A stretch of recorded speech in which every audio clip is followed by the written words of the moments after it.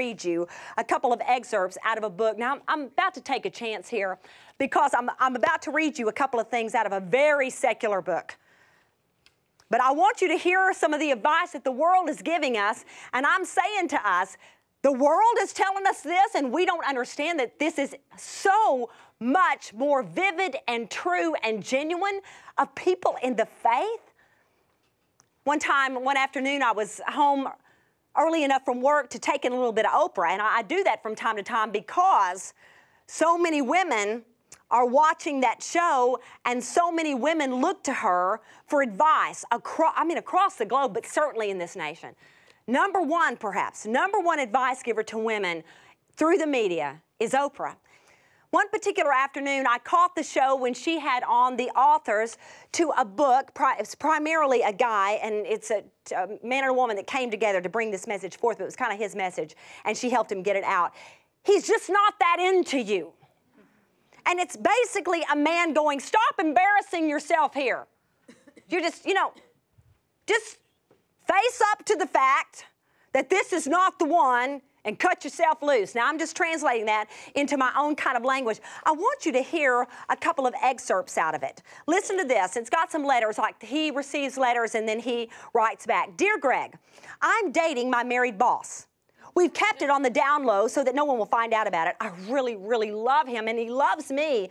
I know it's wrong to date a married man, but his wife is so awful to him. She calls him names and tells him that he's stupid. They never have sex. He tells me that I'm the only thing keeping him going. How can I leave him when he's going through such a hard time and I love him so much? Hey, down low, really? We're having this conversation. I'm really going to have to explain to you why you shouldn't be dating a married man. Well, okay. Here is the lowdown on your boss. He's married and having an affair, which indicates to me so many things. First, he's okay with being dishonest, and he puts in parentheses, nice. Second, he's fine with cheating on his wife, in parentheses, super. Third, he has no regard for marriage, in parentheses, what a gem. Fourth, and most specifically to you, he has no real regard for you because what you're getting from him is scraps, stolen time that's cloaked in shame, in parentheses, just what you always dreamed of as a girl, right? And because this is a workplace affair, who do you think will be asked to leave when the romance goes sour or becomes water cooler fodder that threatens his job and or marriage? You. And whose reputation as a serious business person will be compromised? Did you guess you? Good girl. Regardless of how awful his wife is to him, it obviously isn't that bad, or he would get out of it. A good relationship should not be lived in secrecy. Go find yourself one worth living out loud. I want to say something to you. Is the world going to have to tell us how to live some moral lives? Because, I just want to say, out of desperation, and I say to you, out of great compassion, as one who's been pulled from the pit, I will try never, ever to talk down to you. I'd be a fool. I'd be an idiot to do it.